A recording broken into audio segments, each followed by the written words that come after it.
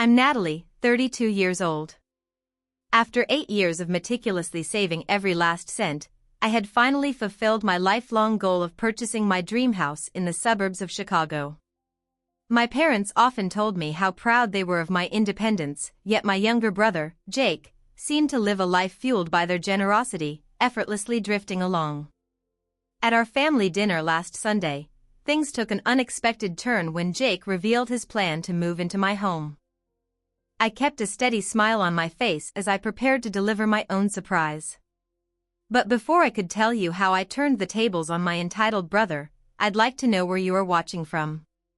Give this video a like if you have ever had to stand up to family who took you for granted. Growing up in suburban Chicago, my family seemed picture perfect from the outside. My dad was an accountant at a respectable firm, and my mom was a second-grade teacher at the local elementary school. We never went without necessities, but luxuries were earned through chores and good grades. At least, that was the rule for me. Jake, who is 3 years younger than I am, somehow operated under a different set of family rules. When we were kids, I had to save my allowance for weeks to buy the things I wanted, while Jake would have a tantrum in a store and then walk out with a new toy. My parents justified this by claiming he was sensitive and needed extra support. This pattern continued throughout our childhood and teenage years. I still remember the summer before college when I worked 2 jobs to save money for textbooks. Meanwhile, Jake spent his days playing video games and hanging out with his friends. When September rolled around, my parents helped me move into my dorm, but they made it clear that my education was primarily my responsibility. They contributed what they could, but I took out loans and worked part-time throughout all 4 years to make ends meet. Jake, on the other hand, received a free ride to the same university 2 years later. He failed out after 3 semesters, having spent more time partying than studying. Instead of facing consequences, my parents paid for him to attend community college, which he also dropped out of after a year. This began a pattern that would continue well into our adult lives. After graduating with a business degree, I worked my way up in a real estate firm, starting as an assistant and eventually becoming a full agent. The housing market in Chicago was competitive, but I built a reputation for honesty and hard work. Every commission check went partly into savings for my own home someday. Jake, on the other hand, bounced between jobs like they were dating prospects.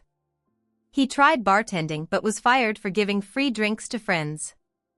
He worked at a cell phone store until inventory discrepancies led to his dismissal.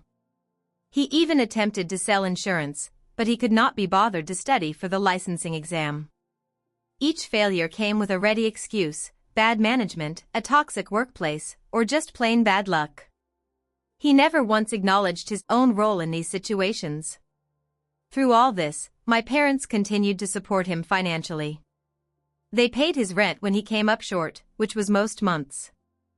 They bought him a car when his old one died, claiming he needed reliable transportation to find a good job.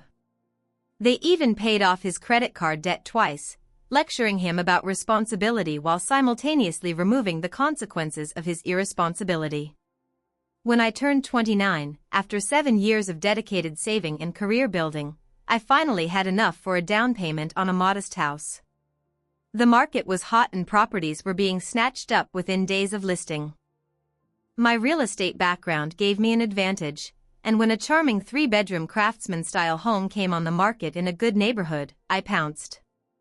The asking price was at the very top of my budget, but I fell in love with the built-in bookshelves, original hardwood floors, and the bay window in the living room that let in the perfect amount of morning light. Securing the mortgage was stressful. As a single woman, the bank scrutinized my finances more than I expected. It seemed like every dollar I had ever earned was questioned and verified twice. The day I signed the final papers and received the keys, I cried in my car for a full 10 minutes. This house represented every sacrifice I had made, every extra shift I had worked, every vacation I had skipped to save money. It was more than a building, it was physical proof that my hard work meant something. My parents attended my housewarming party and seemed genuinely proud. My dad grilled in the backyard while my mom helped me arrange furniture. They gave me a gift card to a home improvement store as a present. It was one of the few times I felt like my achievements were being celebrated as much as Jake's mediocrity was usually accommodated. Jake came to the party 3 hours late, brought no gift, and spent most of the time complaining about his latest girlfriend troubles to anyone who would listen. When he finally acknowledged my new home, he asked if I would let him host a party there sometime since his apartment was too small. I politely declined, which led to a week of sulky text messages about how I had changed and become stuck up since buying my house. The next 2 years were blissful. I painted every room, planted a garden, and slowly furnished the place with pieces I loved rather than the hand-me-downs and discount store items that had filled my apartments. The mortgage payments were steep, and unexpected repairs sometimes strained my budget, but I managed. Having my own space, my own sanctuary, was worth every penny. Meanwhile, Jake continued his pattern of instability. He moved in with a girlfriend, then back to his apartment when they broke up 3 months later. He quit another job because his boss didn't respect his creative vision for the marketing team. He borrowed money from our parents for a car repair, then used it to go to a music festival. Every family gathering featured a new Jake drama with my parents wringing their hands, but they never actually required him to change. Last month, Jake lost his most recent job as an assistant manager at a sporting goods store. Something about inventory discrepancies. Again, his version involved a conspiracy of coworkers who were jealous of his potential. The same week, his landlord informed him that his lease would not be renewed due to multiple noise complaints and late payments. At 30 years old, my brother was once again facing unemployment and potential homelessness.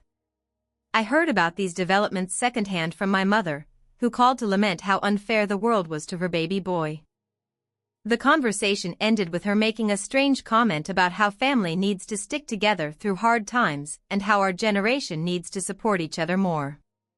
I thought nothing of it at the time, attributing it to my mother's tendency toward platitudes when she was upset. If I had been paying closer attention, I might have noticed the signs earlier.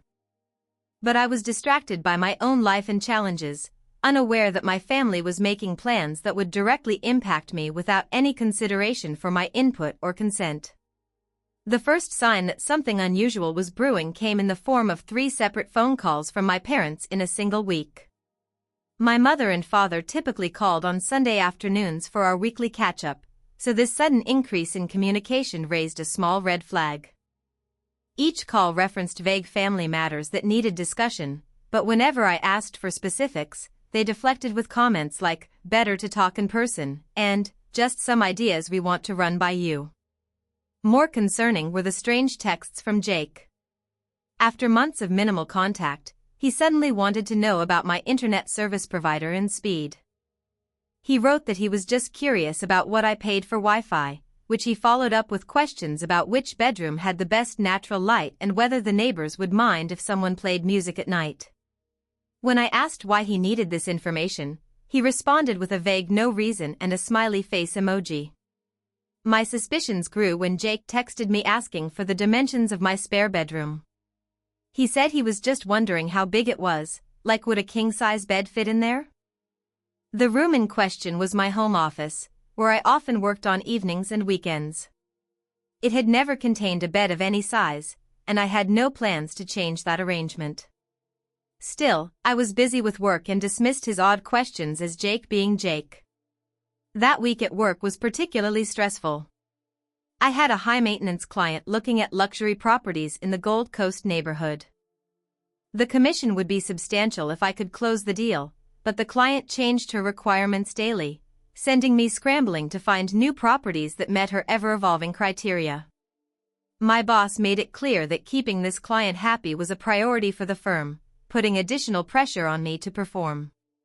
To compound matters, my house developed a serious plumbing issue.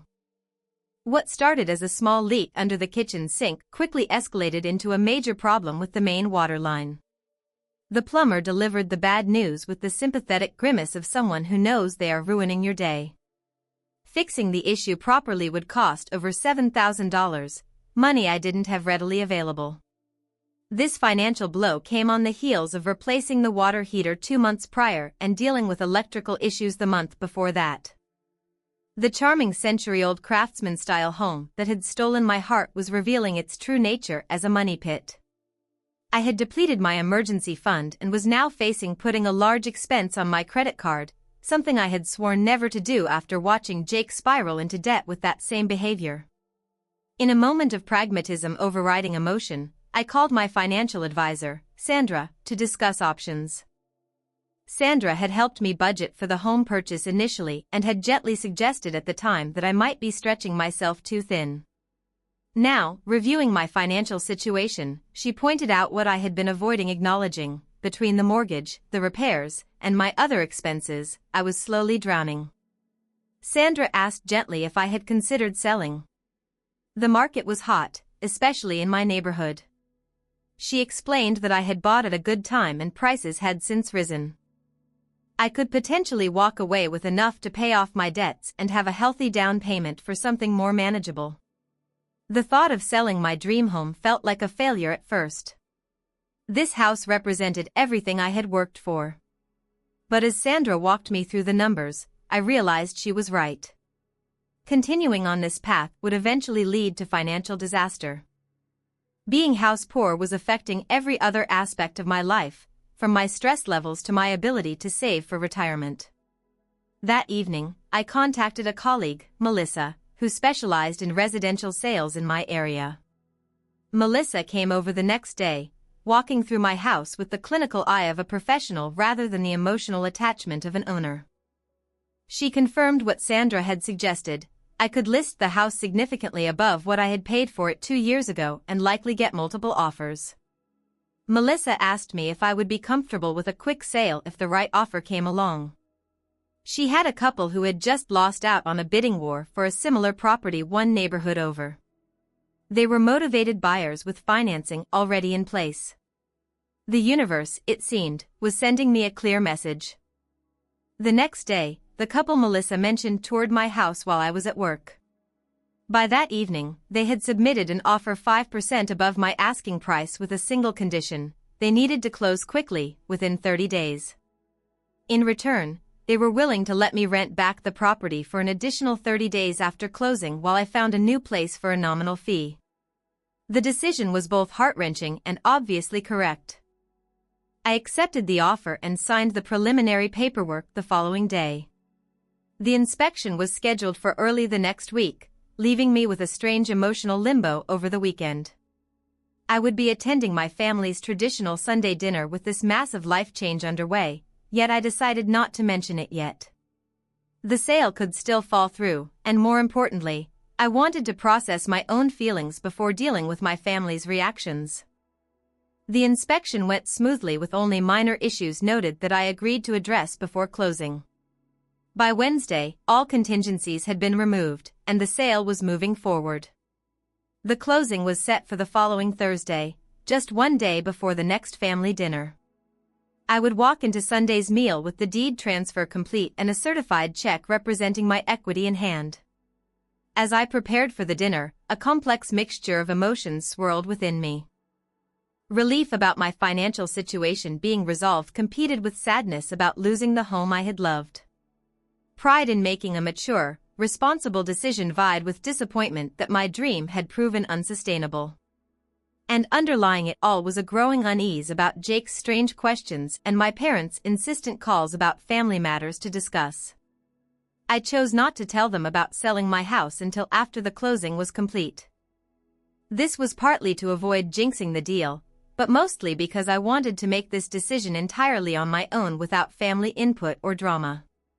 For once, this was about me and my needs, not about accommodating others or seeking approval. I had no idea that my decision would collide so dramatically with my family's secret plans or that Sunday's dinner would become a turning point in all our relationships. Sunday dinners at my parents' house had been a tradition since Jake and I were in high school. Even after moving out, we maintained the ritual with rare exceptions. My mom always prepared a roast or lasagna or some other comfort food that required hours in the kitchen, and my dad would open a bottle of wine he had been saving for a special occasion.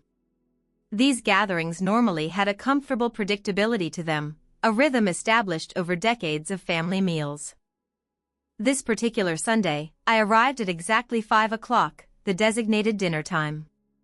The familiar scent of pot roast and garlic mashed potatoes greeted me as I walked through the front door. My mom had set the dining room table with the good china, which was unusual for our casual family dinners.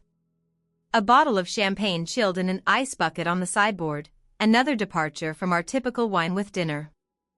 My father called out from his recliner in the living room, muting the pre-game show he had been watching. He stood to hug me, patting my back with unusual enthusiasm, and added that I was always on time and reliable. My mother emerged from the kitchen, wiping her hands on her apron. She embraced me, then held me at arm's length to examine my face, and noticed how tired I looked, asking if work was keeping me busy. I was deliberately vague, replying that it was just a demanding client and some house issues. I added that something smelled amazing and offered to help with anything. My mother declined, saying everything was under control and that Jake would be there any minute. She exchanged a meaningful glance with my father that I pretended not to notice.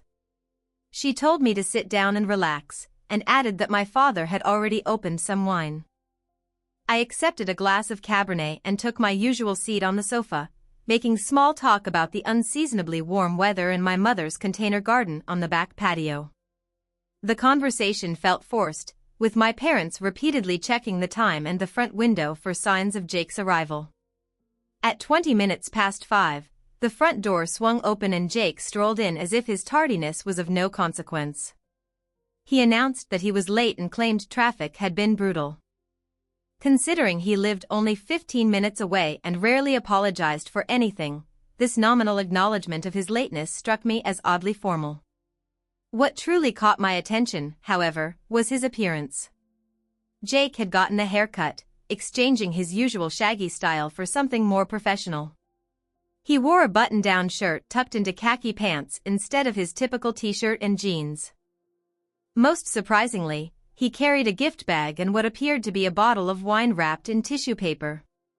My mom gushed over how nice he looked and commented on how thoughtful it was that he brought wine. He explained that he just wanted to contribute to the celebration with a wink that sent a chill down my spine. Whatever was happening here had been orchestrated in advance, and I was the only one not in on the plan. When we moved to the dining room table, the unusual dynamics continued. My mother had placed Jake at the head of the table, a position typically occupied by my father. My dad took the foot of the table, leaving my mom and me on either side. As we served ourselves pot roast, potatoes, and green beans, the conversation remained stilted and artificial. My mother started after a few minutes of eating in awkward silence, stating that my big, beautiful house must feel empty with just me in it. She pointed out all the extra space that was going to waste. I chewed slowly, buying time before responding that the house was the right size for me and I used the spare bedroom as my home office, and the third bedroom is perfect for storage and guests. She persisted by asking if I got lonely and repeated that it was such a big place for just one person. My father interjected before I could respond, stating that family should stick together during tough times. He added that we needed to support one another, especially with the current state of the economy. Jake nodded sagely, as if my father had just dispensed profound wisdom rather than a transparent lead into whatever announcement was coming. Jake agreed, saying family first right now. The meal continued in this vein with pointed comments about my house, the importance of family, and thinly veiled references to Jake's recent string of bad luck. I noticed Jake checking his phone repeatedly, seemingly waiting for a specific time. My parents kept exchanging glances laden with anticipation. The champagne in the ice bucket remained unopened, clearly waiting for the main event. As my mom served her homemade apple pie for dessert, Jake cleared his throat, stood up, and reached for the champagne. He announced that it was time to let me in on the good news. I asked what good news he was referring to, though a sinking feeling in my stomach told me I already knew. The cork popped with a festive sound that felt jarringly out of place, given the tension I was feeling. Jake poured champagne into 4 flutes that my mother had apparently set out in preparation for this moment. He began by acknowledging his recent setbacks. He went on to explain that his landlord was being completely unreasonable about the lease and the job market was brutal for someone with his qualifications. I took a small sip of champagne, waiting for the other shoe to drop. He then declared that every cloud has a silver lining. He explained that he, our mother, and our father had been talking and had come up with a perfect, win-win solution. He paused dramatically, clearly savoring his moment in the spotlight. He raised his glass and toasted to new living arrangements. He concluded by announcing that he would be moving into my house, starting next Saturday, until he got back on his feet. The quiet that followed his announcement felt like an eternity, though it only lasted a few seconds. My parents beamed at Jake, then turned their hopeful smiles to me, expecting my full support for their plan. Jake's face held a blend of entitlement and smug satisfaction, as if he had just brilliantly solved a difficult puzzle. Since I hadn't replied immediately, Jake explained that Mom and Dad thought the spare bedroom was perfect for him. He added that they reasoned I was never home anyway because of work, so I probably wouldn't even notice him there. He also mentioned he could help with utilities and maybe mow the lawn on occasion. My mother nodded, telling me she thought it was the perfect solution.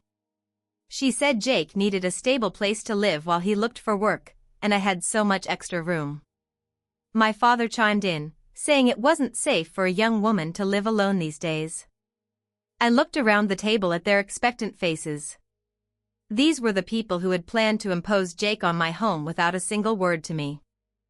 They had deliberated over my living situation, determined what was best, and now looked for my grateful approval. Their audacity was simply astonishing. A strange calm came over me at that moment. The nervousness I'd had about revealing that I'd sold the house completely vanished, replaced by a firm conviction that I was doing the right thing for my own life. I responded that their plan was interesting, but it had one small problem. My mother's smile wavered as she asked what the problem was. I reached behind me for my purse, taking out a manila envelope that held the closing documents I had signed just the day before. I told them I had sold my house last week. The new owners would take possession in 30 days. My statement was met with an even deeper silence than before. 3 pairs of eyes looked at me in various states of shock. My mother's hand flew to her throat in a dramatic gesture I had only ever seen in movies. My father's bushy eyebrows furrowed in confusion. Jake's mouth literally fell open, his champagne glass frozen halfway to his lips. Jake was the first to speak, breaking the silence with a nervous laugh. He asked if I was joking, wondering if it was some kind of strange revenge prank.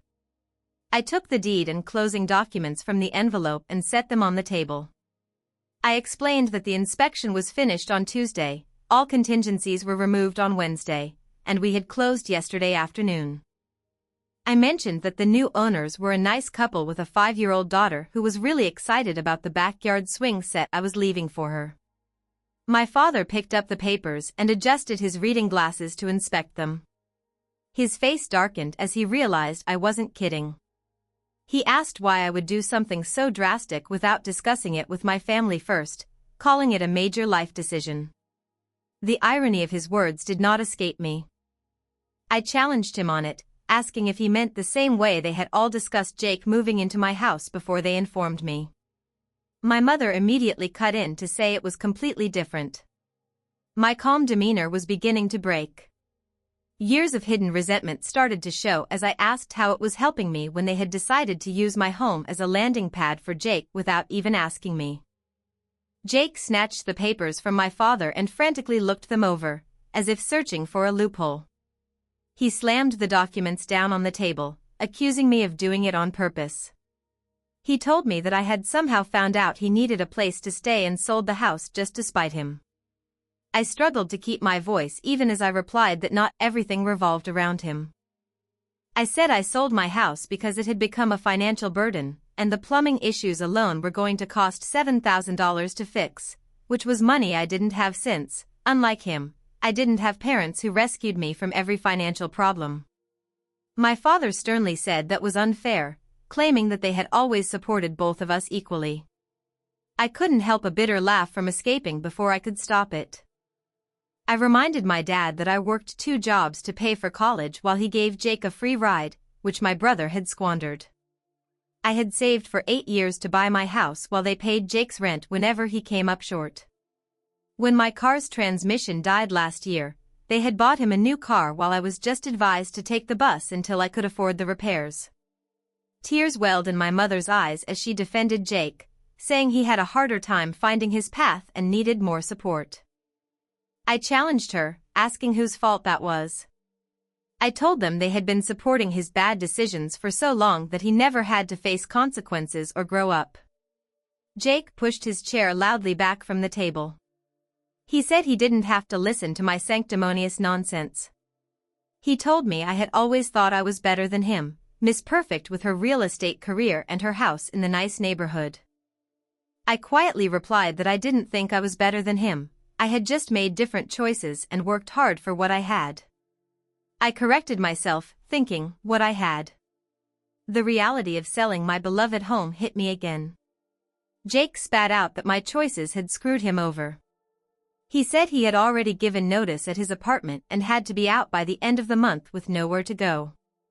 My mother gasped in shock, telling him they had said to wait until they had talked to me.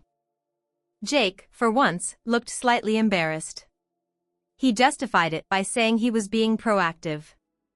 He reasoned that his landlord was giving him a hard time about noise complaints, so he figured he shouldn't pay rent for another month when he could just move in with me. The full extent of his entitlement was dawning on me as I stated that he had simply assumed I would welcome him with open arms. He had made a major life decision based on having access to my house, and he never even bothered to ask me. Jake shouted back that it was because he knew I would have said no, and he accused me of always being selfish. My father's sharp command to stop was rarely heard, and it silenced the room immediately. My father said this was getting them nowhere. He asked if there was any way I could back out of the sale, suggesting that the buyers would understand if I explained the situation. I simply stared at him in disbelief. I couldn't believe he was asking me to cancel a legal contract, potentially face a lawsuit, and lose the earnest money. Also, Jake could have a free place to stay after I had just explained I needed to sell for financial reasons. My mother quickly offered that they could help with the plumbing costs and chip in for utilities while Jake was with me. I stated firmly that the sale was final. I told them that even if it wasn't, I wouldn't cancel it for this reason. I felt that at 30 years old, Jake needed to solve his own housing crisis. Jake pushed his chair back even further and stood up, sarcastically thanking me for my support and saying he was really feeling the family love right then. He stormed toward the front door. My mother rose and called out to him, but I wearily told her to let him go, as he needed to cool down. The front door slammed with enough force to rattle the china cabinet. My mother sank back into her chair, with tears now streaming down her cheeks. She asked me how I could do this to my brother, saying he was going to be homeless. I countered by saying he wasn't going to be homeless and had plenty of options. He could find a roommate, rent a studio, or even stay with them temporarily while he looked for a place. My father cleared his throat uncomfortably at that last suggestion. He said they would offer, of course, but my mother had just turned Jake's old room into her crafting space and all the furniture had been donated. I pointed out that they still had the guest room. My mother quickly replied that it was now more of a storage space. She said Jake needed his independence. I dryly pointed out that he just didn't need enough independence to find his own housing solution. My father sighed heavily, telling me to try and understand. He said they were just trying to help Jake get back on his feet. He pointed out that I had always been so capable and self-sufficient, and that Jake struggled in ways I never did. I replied that it was because they had never given him a chance to develop those skills. I explained that every time he faced a consequence, they swooped in to fix it for him, so I wondered how he was ever supposed to learn. My mother defensively said that's what parents do. I gently told her that it was what enablers do.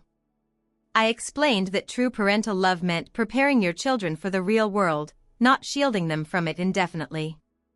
The conversation went in circles, with my parents alternating between trying to make me feel guilty about family loyalty and suggesting ways I could still accommodate Jake despite selling my house.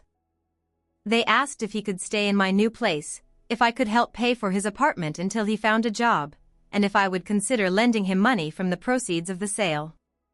Each suggestion reinforced my thought that my resources would always be seen as a potential safety net for Jake.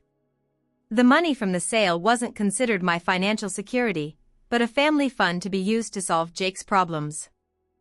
After an hour of the exhausting conversation, I gathered my purse and the closing documents. I said I needed to leave, explaining that I had an early showing the next morning and needed to continue packing that night. My mother started to plead with me, but I cut her off with a raised hand. I told them that I loved them, but I couldn't keep having this same conversation. I stated that Jake was an adult and that his housing was not my responsibility. I added that I hoped they would help him find a realistic solution, but I needed to focus on my own transition right then. My father walked me to the door in silence, his expression troubled. As I turned to say goodbye, he surprised me by pulling me into a tight hug. He whispered that he was proud of me, even when he didn't understand my decisions. It was a small acknowledgement, but in that moment, it meant everything to me.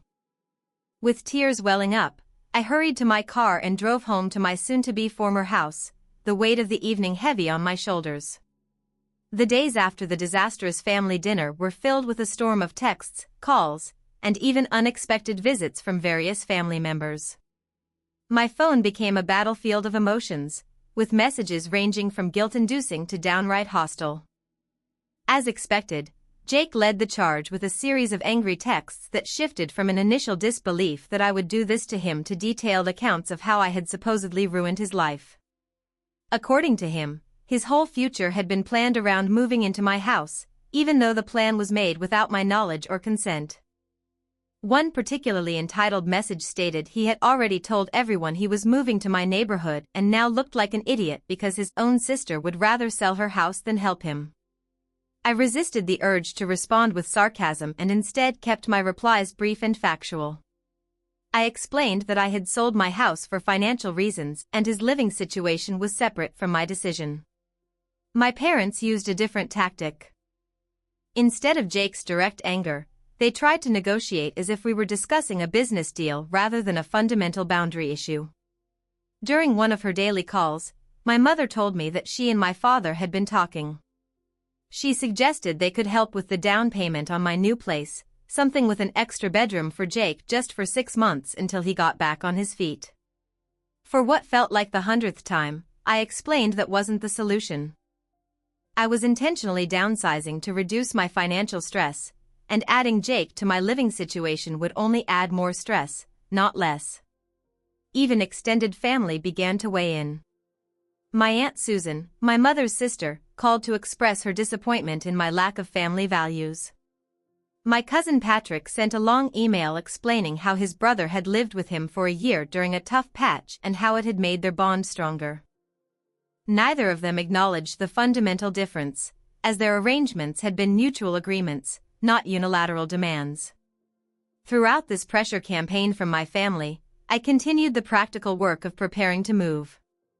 The buyers had agreed to let me rent the house for 30 days after closing, which gave me a month to find a new place and relocate. The certified check from the sale was now in a new high-yield savings account, providing a financial cushion I had never had before. I started looking at apartments and small condos in more affordable neighborhoods with a different colleague from my real estate firm.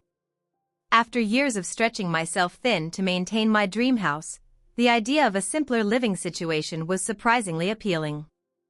A small, modern condo with no maintenance responsibilities and significantly lower monthly costs represented a different kind of freedom. One afternoon, while I was signing the lease on a charming one-bedroom apartment in a converted warehouse building, my phone buzzed with a text from Jake telling me we needed to talk and that he was coming over after work. I thought about telling him not to come, but decided it might be better to have the conversation in person instead of through heated text messages. When I got home from the leasing office, Jake's car was already in my driveway, and he was sitting on the front steps waiting for me. I sarcastically told him it was nice of him to let me know he was coming over as I unlocked the front door and motioned for him to follow me inside. The living room was already half-packed, with labeled boxes stacked against the walls and the artwork removed, leaving ghostly rectangles on the painted surfaces. Jake looked around with a frown, and I realized the reality of my move was apparently just hitting him. He said that I was really going through with it, not as a question, but as an accusation. I told him the house was already sold and the new owners would take possession in 24 days. I set my purse down and folded my arms, asking him what he wanted to talk about. Jake ran a hand through his hair, a gesture that reminded me of my father when he was stressed. He told me that Mom and Dad said he should apologize for how he acted at dinner. Then he gave a half-hearted, "So, sorry about that, I guess." His half-hearted apology just hung in the air. I asked if that was all he came to say. He admitted it wasn't and sat down on the sofa without being asked. He said he came to see if we could work something out. He told me he was in a real bind, and that his landlord was being a jerk about the noise complaints, which he claimed were completely exaggerated. He explained that his lease wouldn't be renewed no matter what, and he had to be out by the end of the month. I remained standing and replied that while that was unfortunate, it didn't change my situation. I reiterated that the house was sold and I was moving into a one-bedroom apartment that barely fit my own furniture, let alone a roommate. He leaned forward and asked about a loan instead. He asked for just enough for the first and last month's rent and a security deposit on a new place, promising to pay me back as soon as he found a new job. The familiar pattern was threatening to repeat itself: Jake in trouble, family expected to save him, and promises of repayment that would never be kept. For a moment, I actually considered it. The money from the house sale meant I could afford to help him without any real hardship to myself. But then I remembered all the previous loans that had become gifts, and every promise to do better that had disappeared once the crisis was over. I said firmly that I wasn't going to loan him money. I told him he had had plenty of chances to build an emergency fund, but he chose to spend everything he earned immediately. The thin layer of his fake apology vanished as he sneered that it must be nice to be so perfect and that some of us had bad luck. My patience was wearing thin as I told him this wasn't about luck, but about choices and consequences. I explained that he had chosen to repeatedly violate his lease terms and spend money on concerts and trips instead of saving for emergencies, so now he was facing the consequences of those choices. Jake stood up, his voice rising, and asked if I was just going to let my own brother be homeless. I pointed out that he had options that didn't involve me. I said he could ask a friend to crash on their couch, look for a room in a shared house, which would be cheaper than getting his own place, or even swallow his pride and stay with our parents temporarily. Jake insisted that none of those were real options. He claimed his friends all had small places, roommate situations were for college kids, and Mom and Dad's house was in the middle of nowhere with no social life. I couldn't help but laugh at his definition of nowhere, since our parents lived in the same suburban neighborhood where we had grown up, just 30 minutes from downtown Chicago. I told him those all sounded like very real options to me, but they just weren't as comfortable or convenient as moving into my house would have been. I said that was the difference between us. He didn't want any solution that required sacrifice or discomfort on his part. He grabbed his jacket from the sofa and accused me of changing, saying that ever since I bought the house, I'd been different, as if I thought I was better than everyone else. I quietly replied that I hadn't changed, I had just stopped apologizing for having boundaries and expectations. I suggested that maybe it was time he changed, and that perhaps losing his apartment and job was the wake-up call he needed. As he headed for the door, he spat out that I should believe whatever helped me sleep at night and that I should have fun in my tiny apartment while he figured out how to avoid living on the street. As the door slammed behind him, I sank onto the sofa and closed my eyes. The confrontation was unpleasant but necessary. For what felt like the first time, I had refused to be pulled into the drama that constantly seemed to follow Jake. I had managed to hold my boundaries despite all his emotional manipulation. It felt both awful and liberating, like I had lanced a wound that had been festering for years. The immediate pain was intense, but I could already feel that healing would come next. As I looked around at the half-packed boxes and the home I was leaving behind, I realized I wasn't just moving to a different place, but moving forward with my life. The next morning, I woke up to a text from my father. He said that he and my mother had been talking and that Jake would stay in their guest room until he found a place. He added that they would appreciate it if I could help them clear out some of the storage to make space for him. It was a small but significant victory. For the first time, my parents were stepping up to help Jake in a way that didn't involve taking advantage of me or encouraging his worst habits.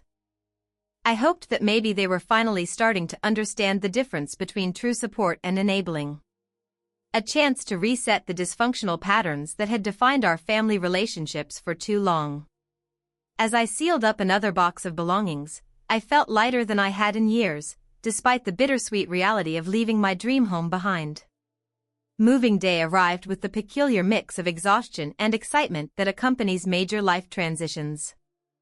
The moving company I had hired arrived promptly at 8 o'clock in the morning, and the systematic dismantling of my life in the dream house began in earnest. Each piece of furniture carried out the door represented a memory, an investment, a piece of the life I had built for myself. The bay window where I had spent countless Sunday mornings reading with coffee in hand.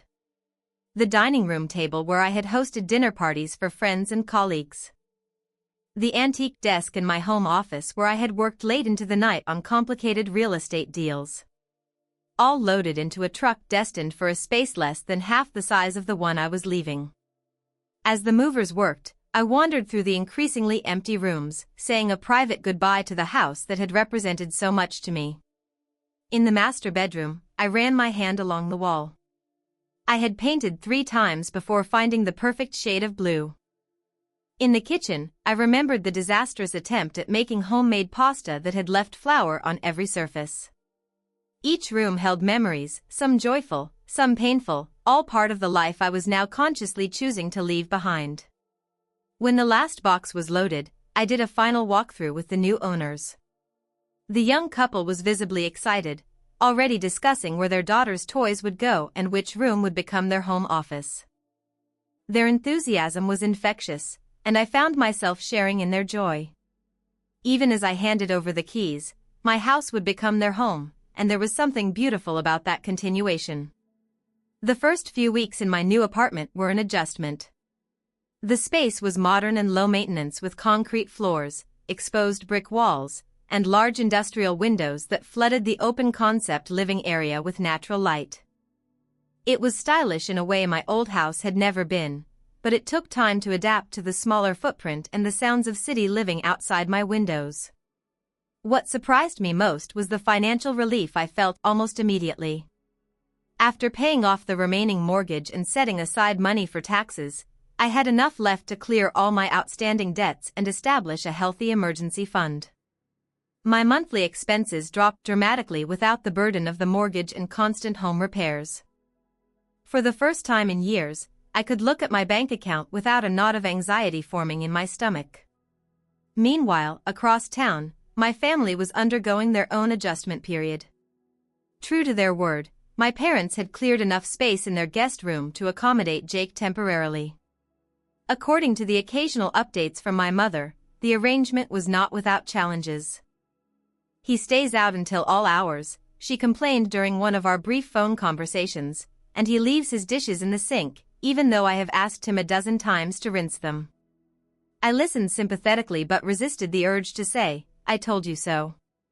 This was a lesson my parents needed to learn for themselves. The real surprise came about a month after my move when my father called with unexpected news. "Your brother has a job interview tomorrow," he announced with cautious optimism. "An actual professional position with that marketing firm downtown. He asked me to help him prepare for it." "That is great," I replied, genuinely pleased. "What changed?" "Well," my father said with a chuckle, "your mother implemented some house rules, rent due on the 1st of the month, chores assigned weekly, and a curfew for weeknights." Jake pitched a fit at first, but when she stood firm and I backed her up, he realized we were serious. Mom is charging him rent. I could not keep the shock from my voice. Not much, my father admitted, just enough to give him some responsibility. We are putting the money aside to help him with a security deposit when he finds his own place. But he does not know that part. It was a small step, but a significant one. For perhaps the first time, my parents were treating Jake like an adult capable of meeting expectations rather than a perpetual child in need of rescue. 2 weeks later, the family gathered for the first Sunday dinner since the confrontation. I arrived with some trepidation, unsure what reception to expect. To my surprise, the atmosphere was cordial, if somewhat strained. Jake, dressed in business casual attire I had rarely seen him wear, announced that he had gotten the marketing job and would be starting the following Monday. It is entry level, he explained with unusual humility. But there is room for advancement if I prove myself. That is wonderful, Jake, I said sincerely. The marketing background from your community college courses should help. He nodded, meeting my eyes briefly before looking away. It was not an apology, but it was an acknowledgement of sorts, a recognition that things were changing between us. After dinner, while helping my mother clear the table, she pulled me into an unexpected hug. I owe you an apology, she said quietly. Your father and I have been talking, and we realize now that we have not been fair to either of you. We expected too little of Jake and too much of you. The acknowledgement brought tears to my eyes. Thanks, Mom. That means a lot. It has not been easy having him back home, she continued with a rueful smile. But it has been good for all of us. I think your father and I are learning to set boundaries we should have established years ago. Over the following months, a new family dynamic slowly emerged. Jake found an apartment within his budget in a neighborhood not far from his new job. It was small and far from luxurious, but it was his earned through his own efforts. When he hosted a modest housewarming party, I brought a plant and a gift card to a nearby grocery store as my contribution. Thanks for coming, he said awkwardly as I was leaving. I know things have been weird between us. Family is complicated, I replied with a smile. But we are figuring it out. For what it is worth, he added, hands shoved in his pockets. I get it now why you were so protective of your house and your independence. I should not have expected you to sacrifice what you worked for just because I made poor choices. It was not a grand apology, but from Jake, it was significant progress. I appreciate that. And for what it is worth, I am proud of what you are building for yourself. Now, as summer turned to fall, I found myself settling comfortably into my new life. The apartment had become home decorated with my favorite pieces from the house and a few new additions better suited to the urban industrial aesthetic. My financial situation had stabilized, allowing me to focus on building my career rather than just paying bills. With the proceeds from the house sale invested wisely, I began casually looking at properties again, but with a more realistic perspective. The dream home had taught me valuable lessons about the difference between what I wanted and what I needed, between status and security. When the time came to buy again, it would be with clear eyes and practical expectations. Meanwhile, my relationship with my family continued to evolve. My parents, seeing the positive changes in Jake's life, began to understand the damage their enabling had caused. They still supported both of us, but in healthier ways that acknowledged our adulthood and autonomy. Jake and I would never be best friends, but we were learning to interact with mutual respect rather than resentment and entitlement. One evening, as I sat by my apartment window watching the city lights come on, I received an unexpected text from Jake. Got my first performance bonus today. Taking myself out to celebrate. Never thought I would say this, but thanks for not letting me move in. Needed the kick in the pants. I smiled at the message, feeling a complex mix of emotions. The path to this moment had been painful for all of us, but perhaps necessary. Sometimes the hardest decisions lead to the most important growth. Sometimes losing what you thought you wanted opens the door to what you truly need. 6 months after selling my dream house, I stood in the living room of a modest 2-bedroom townhouse in a quiet neighborhood just outside the city. Sunlight streamed through windows that overlooked a small but private patio garden. The space was smaller than my former house, but more practical for my needs with modern amenities that would not require constant repairs and updates. "What do you think?" asked my realtor, a colleague who had patiently shown me dozens of properties over the past few months. "I think this might be the one," I replied, already envisioning my furniture in the space. This time, my home purchase was driven by practicality rather than emotion.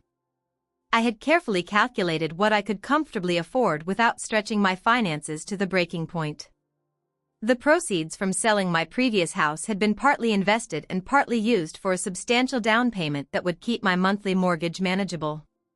The financial security that came from making smarter choices had transformed more than just my housing situation. Without the constant stress of living paycheck to paycheck, I found myself sleeping better, enjoying my work more, and having energy for hobbies and friendships that had been neglected during my house-poor years. The journey to this point had not been easy, particularly regarding my family relationships. The confrontation at that fateful dinner had initially created deep rifts, but over time those painful conversations had led to unexpected healing. My brother Jake had surprised everyone, including himself, with his growth over the past 6 months. After the initial shock of having to solve his own housing crisis, he had found an affordable apartment, committed to his new marketing job, and even started building an emergency savings account. We were not close in the way some siblings are, but we had developed a mutual respect that had been absent for most of our adult lives. "Your brother asked me for financial advice last week," my father commented during a recent phone call, his tone conveying his astonishment. "Wanted to know about retirement accounts and investment options for his work bonus." I nearly fell out of my chair. My parents had undergone their own transformation. Having Jake live with them temporarily had been a wake-up call regarding the consequences of their enabling behavior. They had been forced to establish boundaries they should have set years earlier, and in doing so had discovered that Jake was capable of far more independence than they had believed. "We did him no favors," my mother admitted during a heart-to-heart conversation over coffee. "We thought we were protecting him, but we were actually preventing him from growing up. It took your standing firm for us to see that." The most profound changes, however, had occurred within me. Selling my dream house had initially felt like failure, but with time and perspective, I recognized it as one of the wisest decisions I had ever made. I had learned to distinguish between the things that truly brought value to my life and the status symbols I had been conditioned to pursue. My new approach to finances reflected this shift in priorities. Rather than pouring every dollar into maintaining an impressive house, I now budgeted for experiences and relationships that brought genuine joy. Weekend trips with friends, cooking classes I had always wanted to try, and even occasional family vacations that created memories more valuable than any physical possession. The family dynamics had improved dramatically once we all began to recognize and respect each other's boundaries. My parents no longer expected me to solve Jake's problems, and Jake no longer assumed he was entitled to my resources. We functioned as adults with separate lives who chose to support each other in healthy ways. Last month, Jake had even repaid a small loan I had reluctantly given him for car repairs, something that would have been unimaginable a year ago. The amount was less significant than the principal. He was taking responsibility for his obligations and honoring his commitments. As I signed the purchase agreement for my new townhouse, I reflected on the lessons learned through this challenging period. True family support means encouraging independence, not enabling dependence. By refusing to let Jake use my house as an escape from consequences, I had ultimately helped him far more than if I had given in to family pressure. Material possessions, even dream homes, are poor substitutes for financial security and peace of mind. The status of owning an impressive house had briefly satisfied my ego, but had created constant stress that diminished my quality of life. Setting and maintaining boundaries, though painful in the moment, creates healthier relationships in the long run. The temporary discomfort of confrontation had led to more authentic connections with my family.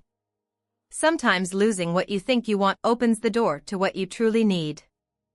Selling my dream house had felt like failure initially, but had ultimately created space for a more balanced and fulfilling life. After the closing, I sent a group text to my family. Just signed the papers on my new place. Smaller, smarter, and actually affordable housewarming party next month. Jake, I expect you to bring that spinach dip you made for Thanksgiving. My brother's response came almost immediately. Only if you promise not to sell this house the next time I need a favor. The joke, which would have been unthinkable 6 months ago, made me laugh out loud. We had all grown through this experience, painful as it had been. That evening, as I sat on my apartment balcony, watching the sunset over the city skyline, I felt a sense of contentment that had eluded me even in my dream house. True security, I had learned, came not from impressive possessions, but from wise choices, healthy boundaries, and authentic relationships. The journey had been difficult, but the destination had proven worth every painful step. In losing my dream house, I had found something far more valuable, a dream life built on reality rather than appearances, on wisdom rather than wishful thinking. Have you ever had to make a difficult decision that others did not understand but that ultimately proved to be the right choice? Share your experience in the comments below. If this story resonated with you, please give it a like and subscribe for more real-life stories about setting boundaries and finding your own path. Share this video with someone who might be struggling with family expectations or financial pressure. Remember, sometimes the hardest choices lead to the most important growth. Thank you for listening to my story, and I wish you the courage to make the right decisions for yourself even when they are difficult.